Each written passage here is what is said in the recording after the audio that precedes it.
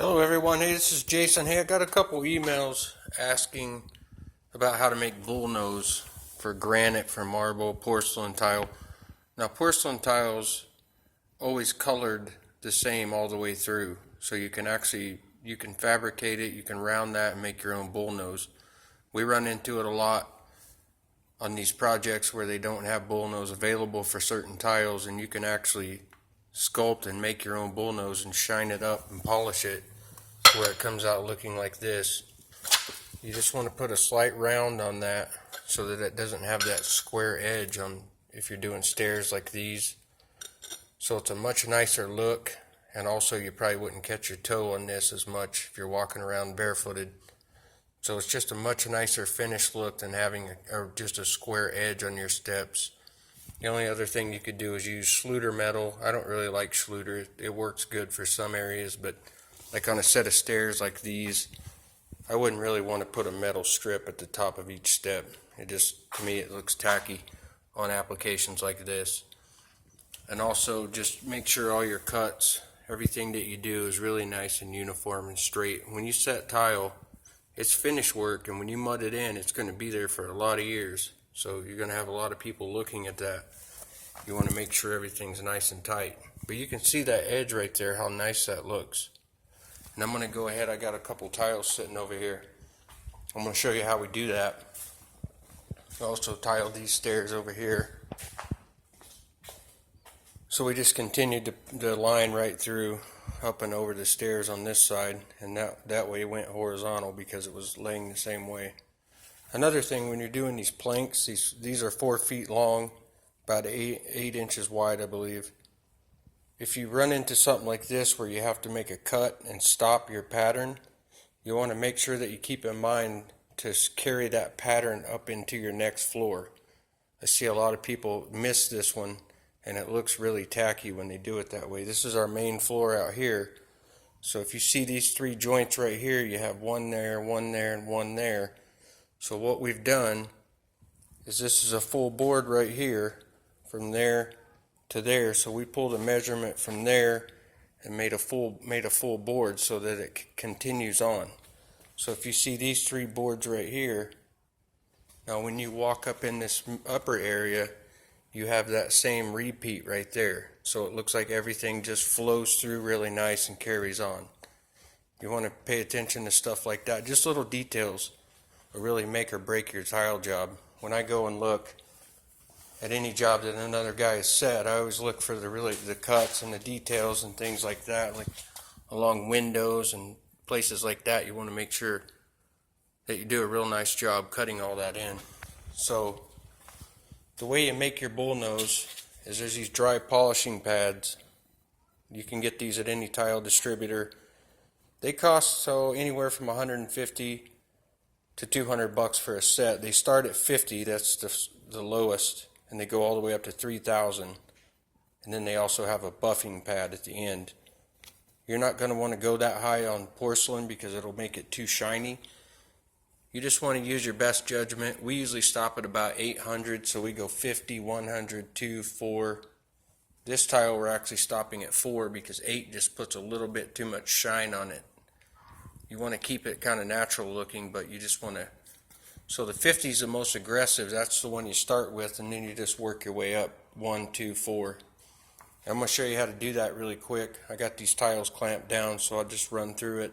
A couple do's and don'ts. And like if you're finishing your shower on the outside wall, you can fabricate your own bullnose, and it's just a much nicer finish. When you're all said and done, it looks way nicer. So first thing is the grinder that you need to have one of these Velcro pads that you can screw onto your grinder. This is a Bosch. It's a variable speed grinder, so you can run it really slow. With these dry pads, you want to make sure to keep that speed as low as possible, because if you run it on a grinder like that Makita runs too fast, it'll burn up your pads, as well as put black marks on your edge of your tile that you can't get off. So you need to have a variable speed grinder and run it slow. And the 50, you have to be careful and cautious, because when you start sanding on that, this 50 can really chew into that tile and you'll make it wavy. And I'm going to show you real quick what that would look like. Let me just snap this on. So these just Velcro on. So what you don't want to do, I'm going to do this really quick.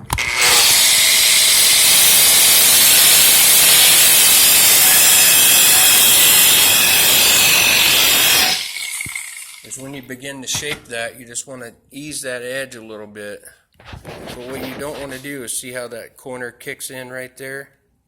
When you come out, you want to make sure that you hold that steady, because it's really easy to make those corners dive in on you because that pad is so aggressive on that first pass.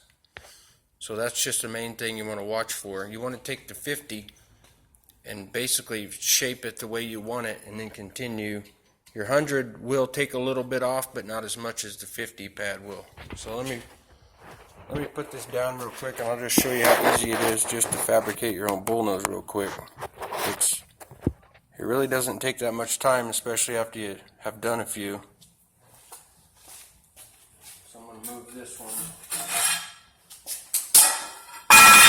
So start with your 50 and just keep a steady pressure as you go across there. Don't go like that and dig it in.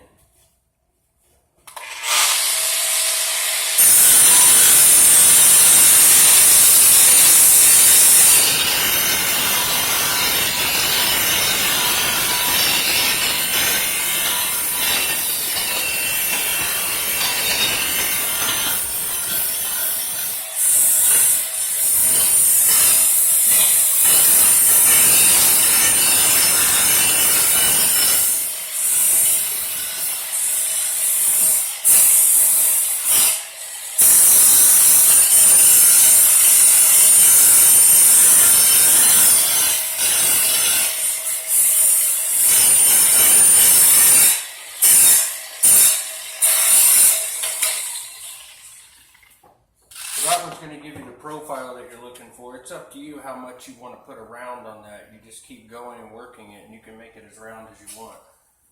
Typically on stairs like this or finishing showers, we'll just kind of ease it and put a slight bevel on the top. Now you move to your 100.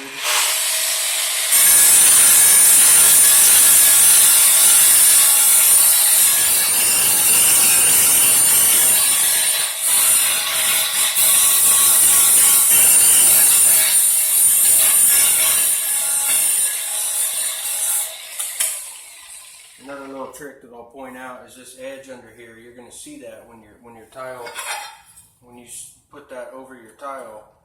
So what I always do, that's just a little rough down there. I'll take this 100 and just run it like this.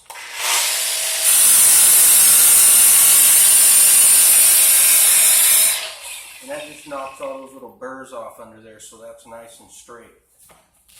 So that was the 100. Now the 200 and the 400, 800 on up, that's where you're going to start getting your polish and your shine.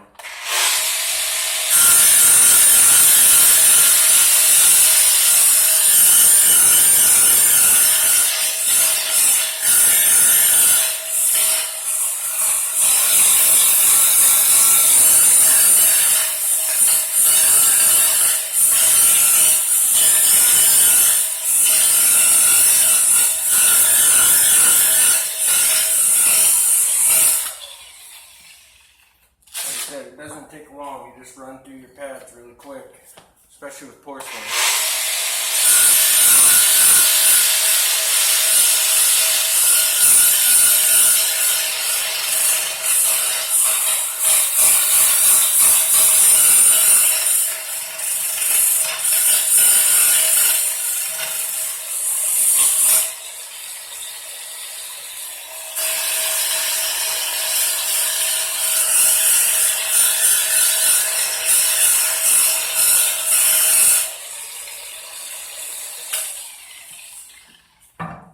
That tile's finished right there. What you do when you wipe that off is you're looking for any imperfections or spots that didn't get polished. But you can see, and then you look down it and it's really straight. You want to make sure that you keep that edge of that profile really straight. That's the key part, because when your tiles meet together here, if it's curving that way, it's going to really tell on you. So what you end up with is, instead of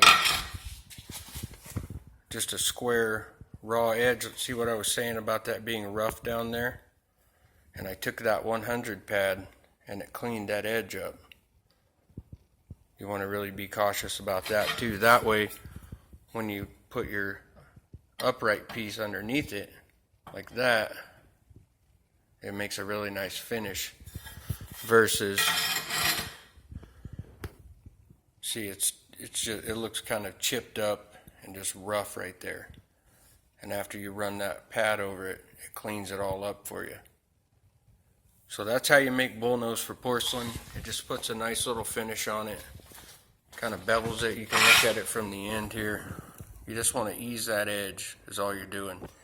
You can make it more round to make it look like more traditional bullnose if you want. That's personal preference is all that is. We just usually ease this edge right here, shine it up, and we typically make all of our bullnose on site. We use those dry pads right there. You can also purchase a special wheel, a profile wheel to put on your wet saw that will actually make this edge for you, and then you just polish it. But it's just as easy to use the 50 pad, form that real quick, and then make your bullnose. And then what you end up with is you have the ability to, no matter what you're doing, like these stairs right here, it's just a really super nice finish. When you're all done and that's grouted, it just looks really nice. So we did that here, and also did it on these stairs as well. So all the ends are bullnosed. And again, with your cuts, you know, these were kind of weird angles. So these actually had to be compound mitered. You had to find that angle and then bevel it that way. But just take your time and make sure things like that come out really nice. Dry fit it before you put your thin set on to stick it. You know, everything that you look at is super consistent and straight. That's what you're looking for. But hopefully that helps with the bullnose. We are moving forward back here. I mentioned this the other day. Plumber came in yesterday, got our valves in. I'm going to take a lot of time on this mud pan shower right here. Plumber came and put our valves in.